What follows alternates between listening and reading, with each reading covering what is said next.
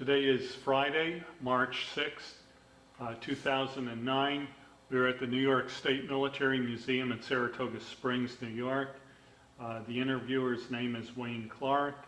And sir, for the record, would you please state your full name, your date and place of birth? Anthony Alberico, born in Hicksville, Long Island, 10/27/21. Okay, did you attend school there? No, I was born there, but I moved to Jackson Heights, where I went to started school. Okay, Elementary school, and then I graduated from there and went to a trade school in Long Island City, took up electrical and radio. okay. What year did you graduate from high school? Oh, 38. 38? Oh, okay, and then you went to a trade school? No, that's when I ended up quitting trade school after 2 years of schooling, and then I went to work. Okay, So that was in 38. okay. And where were you when you heard about Pearl Harbor?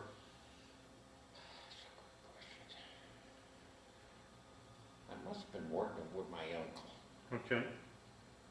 All right. 38, yeah. Okay, that happened December 7th, 1941. Right. All right. Did you enlist or were you drafted? No, I got my greetings when I was 21. Okay. And then I left Flushing, the next town where we were stationed, and went to, I think it was Atlantic City, or Fort Dix rather. Okay. And you remember when that was?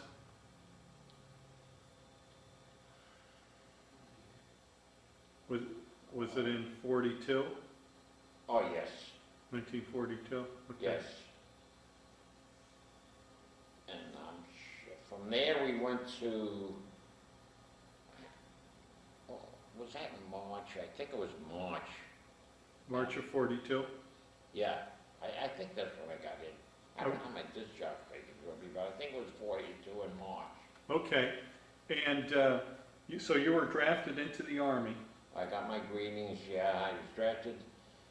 Well, I didn't know what I was in when I was drafted at Fort Dix. Then they sent us to Miami, and that's when we found out we were going to be in the Army Air Corps. Okay, were you happy about that? Well, first time in the service, I don't know what to expect. The first thing you learn is don't volunteer for nothing. Uh-huh. But anyway, we were there for, I don't know, a couple of 3 weeks, and the first thing you know, I took some kind of a test, and I'm in Goldsboro, North Carolina, to airplane mechanic school. Okay, now did you have a basic training before you went to the mechanics 2 school? weeks, 3 weeks in Florida, in Miami, and that was it. Just 3 weeks. And what did they teach you down there? Oh, calisthenics and marching in the streets. It wasn't a camp, it was right in town. Okay. We were in a hotel right in town. All right, did you have uniforms at that point? Oh yeah, the old GI issue there. Okay. And like I say, then we went to Goldsboro, North Carolina, and we were there for a while. And then the first thing I know, I finished that course. Now what did they teach you in that course? Airplane mechanics on an engine, on the airplane engine, a radial engine. Okay, so you were going to be an engine mechanic. I thought so too, yeah. Okay. And that course was finished. The first thing I know, I took another test, and I'm in gunnery school. Now where was your gunnery school? Was that in Kingman? I heard you mention Kingman, Arizona before. No, that was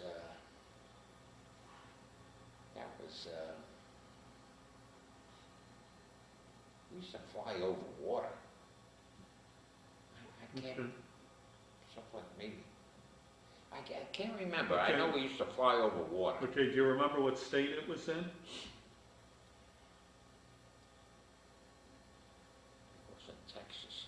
Okay. It probably was. Well, it could have been. I don't quite remember. All right. I don't remember that. Okay, now your gunnery school, did they tow like A sock, a big sock. a sock behind the airplane and you had to shoot at it? Yeah, right. We had, Did you shoot from the ground at it? no, we were in another plane. Okay. And that's the first time I flew. Sick. You get got sick?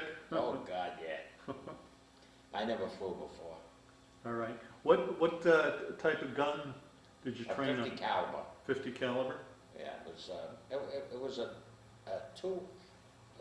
the plane pulling the sock was an AT-6 with a big, maybe a 200-foot lead in the sock. Okay. And we had a 2-engine job, and they mounted a 50 caliber in the side window. Mm-hmm. And that's when we shot at the target. All right. And then I finished that course. I don't know. Now, did you receive a set of wings when you completed that course? Gunnery wings? Did I receive my wings?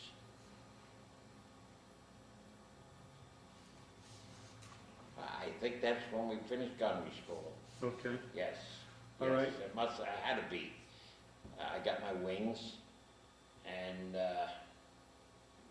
no stripes yet. Okay, so you're still a private. I was still a private. All right. And where did you go next? From gunnery school, we ended up at Douglas Aircraft out in California, Mm-hmm. and they were making 17s at that time there. And I had no crew yet. And when the 17 was finished, it was only I don't even remember if they were civilian pilot and co-pilot and me on board, that's it. Uh-huh. And we flew to some base in Spokane, Washington, and that's where we formed the crew. There's a bulletin board, and the crew was formed at the name of the base I don't remember. It's in Spokane, near Spokane, Okay. Washington. So you were going to be a gunner on a B-17. Top turret gunner, engineer gunner. All right. Now, with that aircraft, did you go to school with any of the other gunners that No. became a crew? When we formed the crew at, I say Spokane, well, I don't know the name of the base, but we practiced flying after we, Okay. with the crew at that base. Mm-hmm. And I don't recall how long we were there. Okay. And,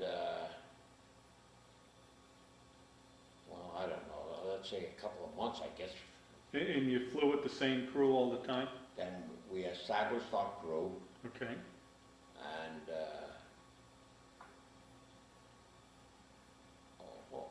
then we got word, I don't know how long after, we were supposed to fly with a group to England, Uh-huh.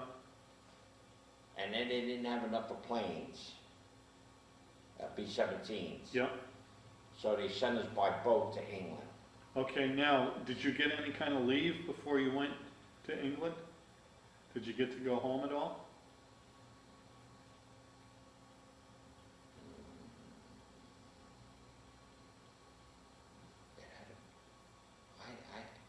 I think it was better than a year before I ever got home. Okay. All right, so you went to England by ship. By ship, Did the rest of your crew go with you on the same ship? yes. The pilot, co-pilot, and the rest of the crew all were on Okay. board. How did you guys all get along as a crew? Were you all Well- pretty friendly? Oh, yes. We never saluted each other, or the bombardier, the pilot, co-pilot, navigator were officers. Uh-huh. So I carry, Ross, or whatever their name Yeah. was. And they hung out to their bunch, and the enlisted men hung out Uh-huh, amongst ourselves okay. So you went over to England by ship. by ship. Was it in a convoy or a single ship? No, we went all along, Okay. Do you recall the name of the ship?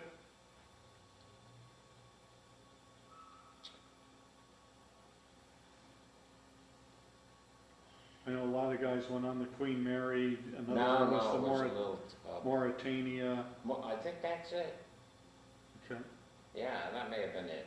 We went all on our own, every 6 minutes, zigzagging. okay, Well, we finally made it to Liverpool.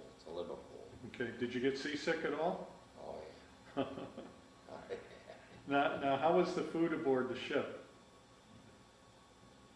I don't think we ate too much. Uh-huh, No, I don't think we ate too much. okay, We were mostly on deck though, half of the time. We were seasick, you know. uh-huh, It wasn't that rough, I didn't think, but we finally got to England okay. okay. So you landed in Liverpool. Liverpool, we were probably there a day or so, and then we ended up at the base at Podington, England, Okay, and that's when we joined the group, the 327th of the 92nd Bomb Group. okay. Now, was that part of the 8th Air Force? The Army, it was the Army 8th Air Force. Right, They were under the Army regulations though. okay. And we started flying. Did you start with training missions first, or did you go right away into combat? Right to combat. Okay, Well, we practiced formation flying in the States. Well, not with as many planes as we did in England, but in the United States, we only, the most we ever flew was with 3 planes. uh-huh, Lead, 1, 2. But then, when we got to England, right on a mission. okay. And according to the paperwork I have, your first mission was December 30th, 1943. Yes. Do you remember much about that mission, your first mission? Where'd we go there? It looks like it was Ludwigshafen, Germany. Ludwigshafen, Germany. Yeah. Yes. Okay. What was that like, being on your first Well, mission? you don't know what to expect. Mhm. Thank God for the fighter escort they had. But when we were flying, when we started flying, the missions were 25. Uh-huh. And the fighters used to only come in with us so far. And then they left, and then that's when you get hit with fighters or flak. You get them going in the coast. Mhm. We used to call them the Dingle Boom Boys. They were pretty good. There wasn't too many of them, but they were pretty good, accurate. Uh-huh. And they used to knock down a couple now and again. Okay. Now that first mission, did your aircraft take any hits at all? I read that this morning, and I don't. Okay. It doesn't mention that you did, so. Well, I think there's another page to that one. Okay. Okay. Mhm.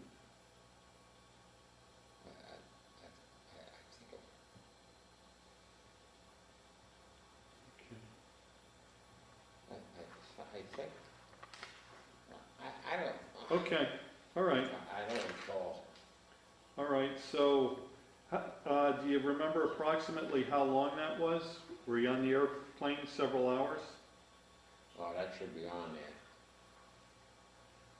On the second page, maybe. Okay. You hit the target about 12:30. Oh, okay. You took off at 1800. Okay. I don't know. All right.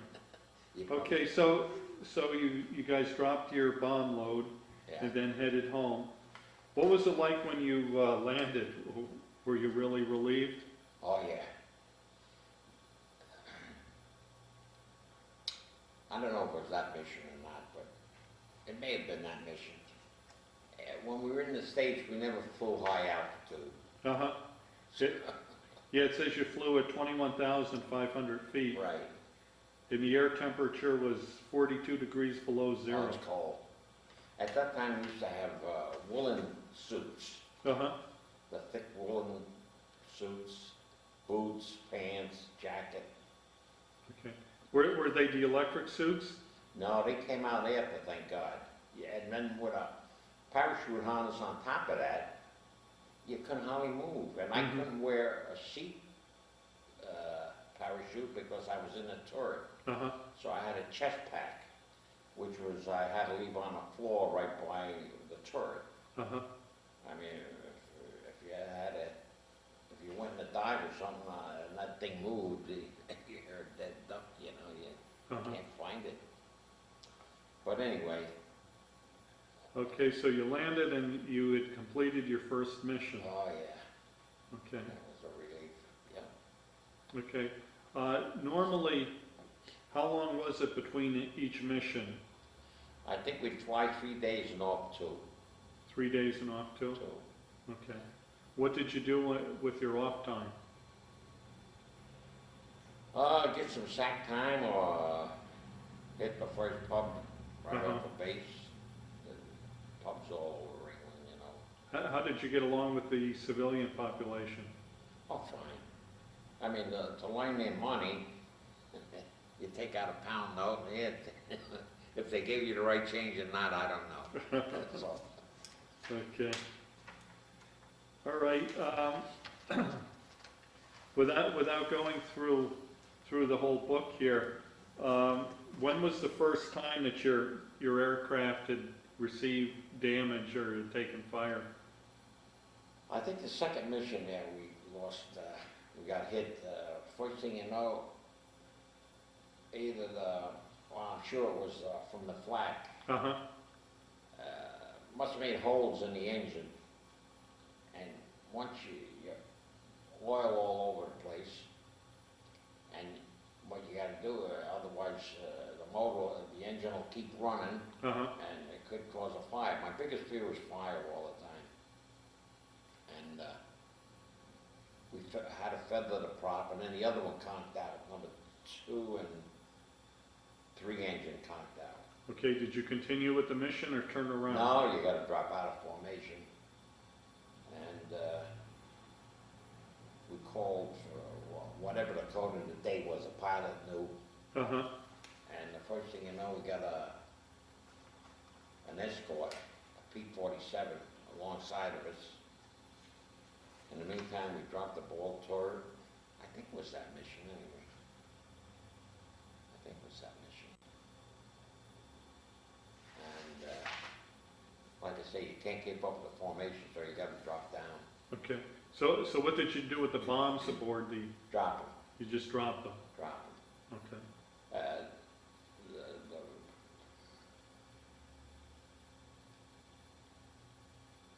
Wait a minute, I'm ahead of myself.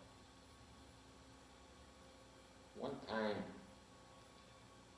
we bought them back. We couldn't bomb the target. Mm-hmm. I don't know, maybe it was that time. We used to bring them back. But then we ran off the runway Uh-huh. because with the bomb load, I don't know, taking off, you know, coming back, you're only doing maybe 90, 100 miles an hour landing. Mm-hmm. So we ran off the runway, and then eventually we used to drop them. Mm-hmm. Drop them in a channel, or if we were over Germany, we'd just let them go. Okay. But in France, we wouldn't bomb, drop them, we'd drop them in the channel. Okay. So, Do you remember any one particular mission over others that was particularly bad for you? well, the English were bombing at night. And they used to bomb Berlin and all that, but at night, but they just bombed. They couldn't see their target, so they just bombed. Hopefully that they hit their target. But the worst one is when we started pulling the raids to Berlin. Mm-hmm. We were the first group that went to Berlin during the day. And I think the first mission was an overcast. And we went to another target. Because they give you a secondary target. Mm-hmm. And we bombed whatever target that was. And the flak at Berlin was terrible. I don't know how many guns they had there, but the sky was black. Mm-hmm. And we made it. And we came back. And then I think, well, we never bombed Berlin. We went to the secondary target. And then I think the next day we went again. I think we went 3 days in a row to Berlin. Mm-hmm. Or one, maybe missed one day. And that was a rough target. That was a rough target. Were anyone on your aircraft injured or wounded at all in any of the raids? Yes, well, besides holes in the wing and stuff from flak or Mm-hmm. the fighter bullets, but the bombardier got hit. Mm-hmm. Came right through the nose of the plane and hit him in the arm. He got enough of a wound to get the Purple Heart. Uh-huh. I forgot what mission that was. And, but we all came back. Okay. Was he the only one that was ever wounded on any of Yes. your missions? Yes. Okay. I gotta tell you this one. My biggest fear on board was fire, because what are you gonna do? Mhm. You know, you're on fire. So, even with an oxygen mask on, I smell smoke. Uh-huh. We're on fire. So I ducked down, I could see the pilot, there's the pilot, this is before we got to the mission. A cigarette in one hand and the oxygen on the other. I said, you scared? You know, I smell smoke, oh my God, we're on fire somehow. Now, did you always fly in the same airplane most of the time? Most of the time, Johnny Walker the second, yes. Okay. Now, what was the name of your airplane? Johnny Walker the second. Johnny Walker II. Okay. Yeah, I don't know whatever happened to it. And then we got,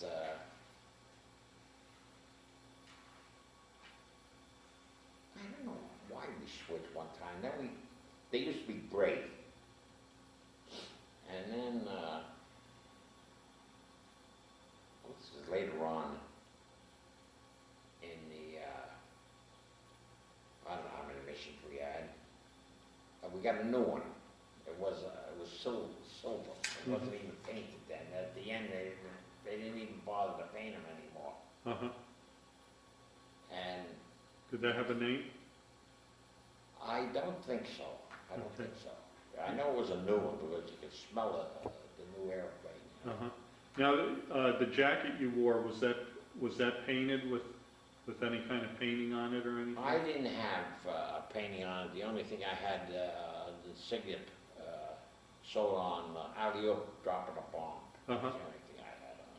But the waist gunner had a 17 dropping bombs on his.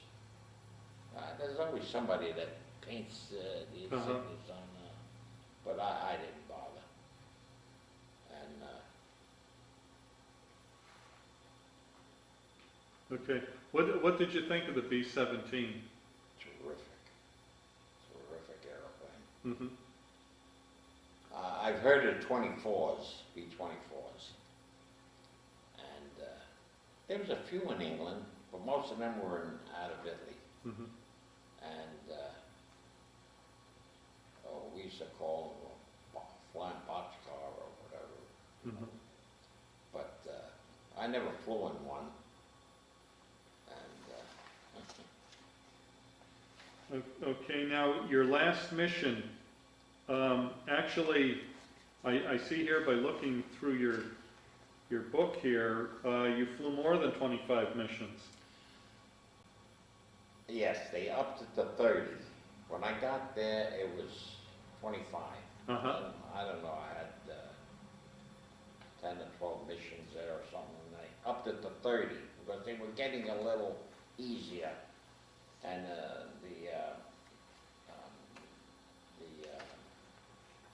Luftwaffe, we didn't see too many, I guess they were running out of gas or whatever. The reason they couldn't make the planes fast enough because we were bombing all their factories. See, we used to bomb certain factories and stuff, where the English at night just bombed whatever. If they hit it, they hit it. If they didn't, they didn't hit it. But we had specific targets. Bond was... What were they, like refineries you were bombing, or factories? factories mostly, rail yards. Uh-huh. We bombed them V2 sites on the coast of France a couple times. They Okay. were milk runs because they were right on the coast and hit and run, you know. Mm-hmm. We went to Schweinfurt, that was a ball bearing factory. Berlin had all kinds of factories going in Berlin. Stuttgart, what was Stuttgart? So Stuttgart had some there. But anyway, they were all factories or where they made planes or tanks or whatever Mhm. they made. That's what our targets were. Okay. All right. So your 30th mission, were you nervous because you knew that was the last one? Oh. You. You sweat. Uh-huh. Yeah. Figure, hey, one more to go, let me make it. Well, they said if you made 12 mission, if you made your 13 mission, you had it made. Uh-huh. But, I mean, that's just a saying, you know. Yeah. Now, what was it like when you landed after the 30th mission? Was there a lot of celebration? Not really. I finished with another crew. Well, the ball turret fell behind. He got a foot infection, and he was in the hospital for about a month. And he lost missions with our crew. I see. And I don't know what mission it was. I flew with a cold, not to lose a mission with my regular crew. And at that time, we didn't have radar. When you come in, it's always cloudy and foggy in England. Mm-hmm. So when you come in on a radio beam, and once you hit that beam, you got to come in. Mm-hmm. You know, you can't go around again or something. So we came in, and my head couldn't pressurize or whatever happened there. My head felt twice the size, and I had to go through a pressure chamber, and then they brought me down gradually. Uh-huh. But I was in the hospital about 3 or 4 days, and I lost missions with the rest of the crew. I see. And then you make it up with another crew, Mm-hmm. and that's when you really sweat. Okay. So, All but right. anyway, I So- mean, So after your 30th mission, what happened next? Did you get shipped home right away, or did you stay on the ground, or? no,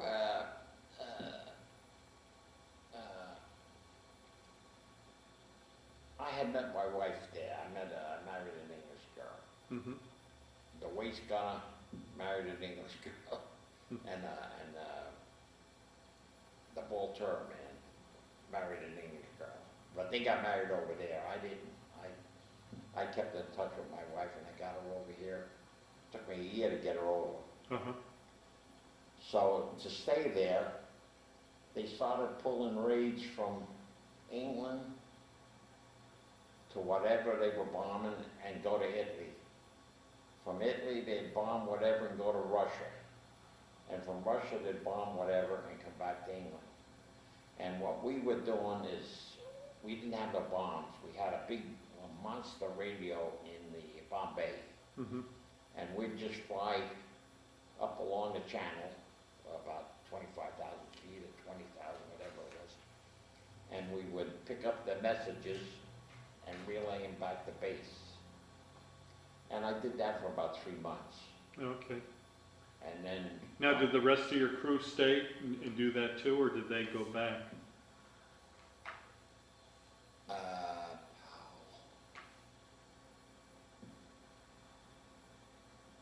I think the waist gunner, the tail gunner,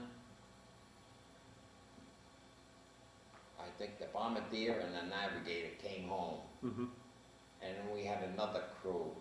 We formed another crew with our balance of our crew, a couple of them left. Okay. And we formed another 10 guys to fly on this relay ship. Okay. Now, did you stay with the same unit? Oh, yes, 92nd, 327. Okay. But you didn't have to go on any more bombing raids? No, we had finished. Well, then it was getting easier because then I think invasion was there. And, Mm-hmm. Okay. Now, did you stay in England till the end of the war, or did you go back? No, I came home after I think we threw that relay ship about 3 months. Mm-hmm. And then I think they cut it out. And then we came home by boat. Okay. Well, do you remember when you came back? Approximately. Was that in 44? Late 44. Late 44? Yeah, late 44. Who's that? When did I say I went in March? 42. No, what month? Did I You said you went in March of 42. I come out in March. Yeah, that was normal. You come out the same month. Of course, the year would be different. Okay, I guess that's yeah. So you probably got out in March of probably 45 or 46. Well, no, when I came back to the States, they asked me if I wanted to pull another tour down the South Pacific. I said, heck no. Uh-huh. So I figured, maybe I'll get sent close to home, Fort Dix or Fort Totten or someplace close by. They sent me to Laredo, Texas, on a gunnery range. That was a terrible town, but. So you were an instructor? A gunnery instructor on a gunnery range. Yeah. Okay. What was that like? Did you work like a regular schedule, Monday yeah. through Friday?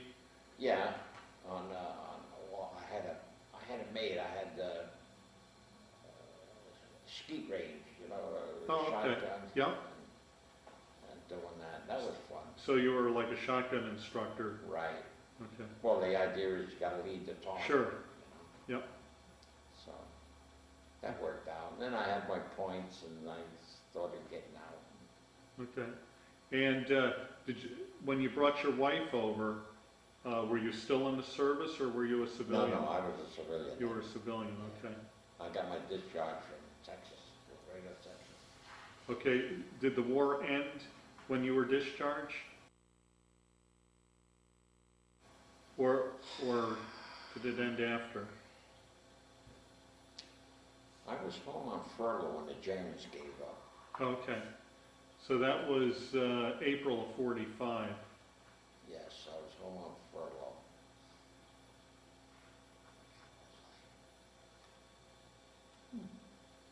Okay. Do you remember what your reaction was when you heard about the death of President Roosevelt? Oh, yes. You know what I found out just the other day? What was that, the When Thursday? you flew to Casablanca, Wednesday? how we got to Casablanca. How we got to Casablanca, do you know? To No. meet with Winston Churchill. Uh-huh. Do you know how we got there? I didn't even know we went there. But he had a meeting with Winston Churchill. We just went to a meeting in Poughkeepsie there, and they had a talk there about World War II, and the guy was telling us how secretly it was. He usually traveled by ship, I think. No. Well, this is gonna change the story, but I didn't know that myself. He was in Hyde Park, Mhm. well, from Washington rather. He's got a place in Hyde Park. From Washington, he came north, turned the train around, went south to someplace, Florida. They put him on two flying boats, and they sent him to wherever he met Winston Churchill. Okay. But anyway, Now, do you remember where you were when you heard about the dropping of the atomic bomb? Were you out of the service at that point, or were you still in when the war with Japan ended? when did they drop that bomb? It was August of '45.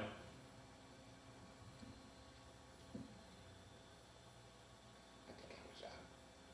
Okay. I was out Okay. because that's when the B-29s, 17s petered out. And they come in with the B-29s. B-29, yep. So I'm sure I was out then. Okay. All right. When you got out of the service, did you make use of the GI Bill at all? I got a home loan. I bought a house for $8,000. Okay, so you used the GI Bill to buy the house? Yeah. Okay. All right, did you go on to school at all? Back to school? No. Okay. After about 15 years, maybe, more, 50 years, she finally got me my diploma Oh, okay. from the high school, Okay. from the trade school. Did you join any veterans organizations? I joined the American Legion. Okay. Do you belong to the 8th Air Force Association? In Savannah, Georgia. Uh-huh. Yeah. Okay. All right, have you attended any reunions at all? Yes. Summer. They had a reunion, 92nd, what was In that? Savannah. In Savannah, at the 8th Air Force Museum down there. Okay. Did you keep in contact with anyone you served in the service with? Well, there's a couple of stories about that. When I said I had my points, so long guys, well, time goes on. Well, I kept in touch with the, one of the waist gunners. He was in Minnesota, Minnesota. And the ball tour came from Rochester, New York. And I kept in touch with them too. And 40 years later, they had the dedication of the Memphis Belle, a B-17, the first B-17 that made its 25 missions. They were dedicating it in Mud Island, Memphis, Tennessee. Uh-huh. And our radio man came from Olive Branch, Mississippi, which is right on the border. So whatever my daughter did, she gets in touch. I just try to get in touch with him. He comes from Olive Branch, Mississippi. Well, she made some phone calls and she got in touch with his cousin or somebody. So they called her back and said, oh, he moved to Gulfport, Mississippi. So whatever my daughter did, she got in touch with him, and I spoke to him, Flynn. I call him by his last name, Flynn. His name is Clarence Flynn. I said, I'm coming down to see the dedication of the Memphis Belle. He says, I said, you want to meet me there? She says, okay. I said, I don't know where to, I never was there, so I don't know where to meet you. So I said, the best thing to do, hang around in the pilot area where, you know, they must have a room there where the pilots hang out. Yeah. Well, the wife and I go down there, and I go there, and like, nobody's there.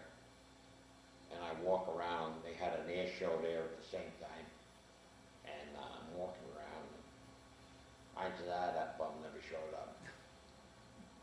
So I meet this cop, patrolling there. I says, I'm looking for a guy from Mississippi. He says, well, they had a loudspeaker out in the field there. He says, go down there and have him call them on the loudspeaker. Mm-hmm. And I did, and Clarence Flynn, and somebody's here looking for you. Nobody showed up. I mean, I figured, he didn't show up. So I go back and look at the planes, and I meet the same cop. He says, you won't believe this. He says, there's a guy from Mississippi looking for a guy from New York. And there he is over there, and I met him after 40 years. Did he look the same or did he change? He got a little heavier like everybody else. Well, the same thing happened to the pilot. I had, before we split up, the pilot had gotten the names and addresses of all the crew, and we all had a copy of these addresses. But back then, they didn't have no zip codes. This is before I met Flynn down in Memphis. So I wrote them all a letter stating who I was, and I went to the post room trying to get the zip code. In the meantime, they had zip codes. Yep. So I try to get as many zip codes as I can from the addresses that I had without the zip code. Well, I got them all back except one, and that was a co-pilot. And I guess his son must have got the letter and said, my father just passed away about a year ago. And then it ended. I figured, well, everybody's, who knows what happened. You know? Yeah. So then later on, my daughter and her husband went to San Antonio, Texas. And I knew the pilot was down there someplace. He came from Fargo, North Dakota, but I know he was down in Texas someplace. I just bring a telephone book home from Texas and we'll get his name. They sure as hell. She calls up Ken Kerry. That's the pilot's name. Oh, I know Tony. And then we talk. I talked to him again. And I don't know, how later did we go down to see him? 2003, How long after we called him? about a year once the plaque was arranged. Oh yeah. So, yeah, that's right. We got in touch with him. And then, well, we were coming back from Florida. How did we get to Savannah? You flew down. No, I mean, how did we find out about that place? You stopped with Irene. Oh, yeah, my daughter's got a house in South Carolina. She says, do you want to go to the 8th Air Force Museum in Savannah? So, we went down to Savannah to the museum, and then the gardens, they got have you ever been there? No, I haven't. They got a bunch of walls, about 20 feet by 8 feet high, with a bunch of plaques of crews of B-17s, 24s, and pilot names and all that. So, it dawned on me, maybe I'll get in touch with a couple of the guys that I kept in touch with, and we'll get a plaque made for the crew. And then I called up the pilot, and he agreed. The son of the co-pilot agreed. I agreed. And Erlinson's son. Erlinson's son, right. 4 of the crew, sons, agreed. And we got a plaque. And the day of the dedication, we went down there, and the pilot flew, and his wife flew to Savannah, and the co-pilot's son flew into Savannah, and we went to the dedication of the plaque that we chipped into form for the crew. And it's still there. And we've been down there a couple of times since. But I gotta tell you this one here, not to go back to the beginning, when we were formation flying in, I don't know what we were. Anyway, we were still in the States. This is before we went overseas. Like I say, the pilot came from North Dakota. He says, "You want to see Mount Rushmore?" We're formation flying, right? Mm-hmm. Yeah. I said, "You crazy." So that's how we saw Mount Rushmore. Then I had gone with the wife to see it. Like, I took a 5-week vacation. Went down there to see it. Now, do you know how many guys are left from your crew? Just 2 of you? Me and the pilot. And that Wow. poor guy's going blind. Oh. He's got that muscular generation over the degeneration or something. Can't see too good. Okay. But I got a touch of it myself, I don't know. Oh, you know, I meant to ask you, when you were overseas, did you live in those, like they Quonset call huts? Nissan or Quonset huts? That's it. Yeah. Okay, all right. And were they pretty cold in the winter? Well, I don't know who took care of the stove, but we had a stove. You had a and stove? something. We had a maintenance van. I never remember putting coal in it, but Okay. Did you ever see any USO shows or any celebrities? Oh, yeah. You had to fight your way in. They were always crowded, always Uh-huh. crowded. Yeah. Okay. How do you think your time in the service changed or affected your life?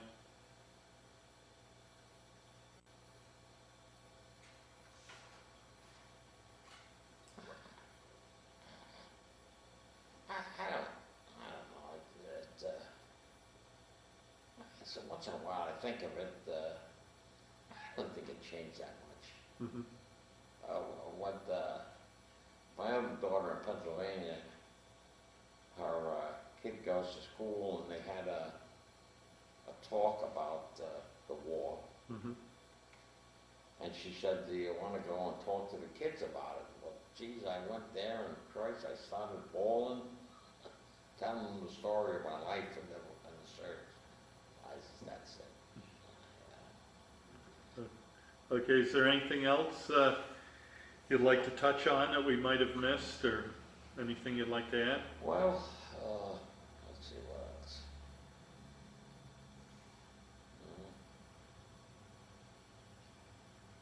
A couple of misses, I guess.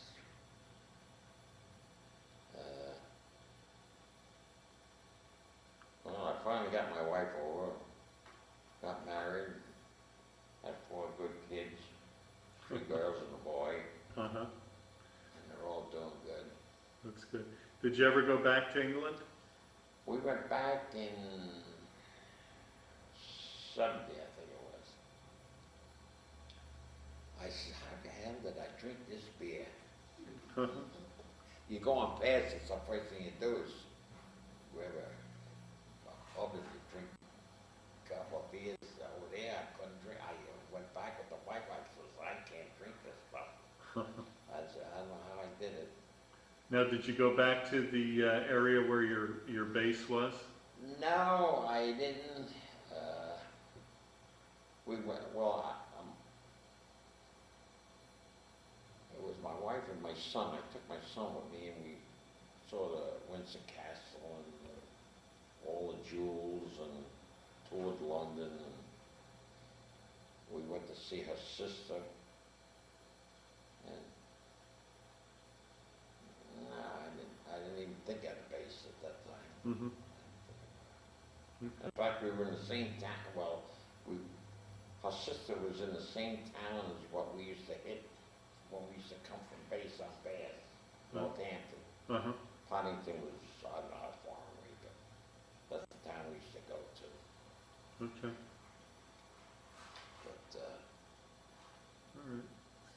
Is there anything else that, I would like that to mention his 80th birthday trip over to Normandy, France and Duxford. When you Oh, went okay. for your 80th birthday. Oh, right yeah. there. 80th?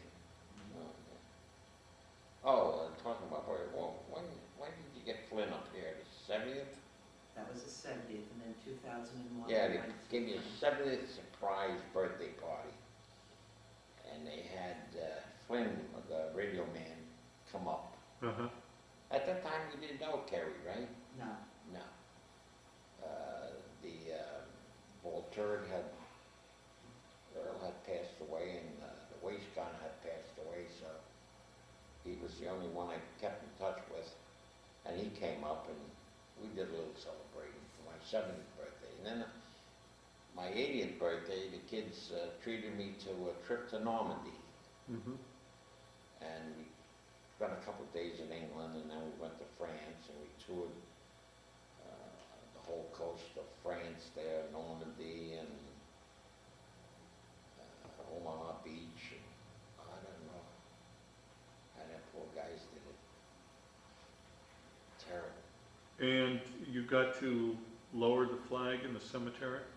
Oh, yes, yes, the instigator there. troublemaker.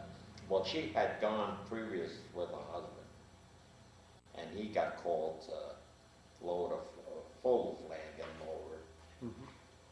And then she saw the same manager, or the guy that in charge, and she happened to have me at Sunset. Sunset, when they lowered the flag. Oh, we gotta go see them lower the flag, and sure as hell the guy came over and said, "Do you wanna help me fold the flag?" Which was an honor. He says, "Did you ever fold a flag before?" I said, "No. This is it, the first time." Mm-hmm.